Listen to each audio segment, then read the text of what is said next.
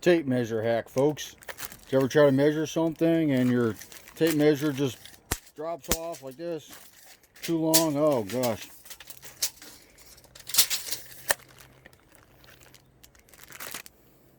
Alien tape. Take a piece of alien tape.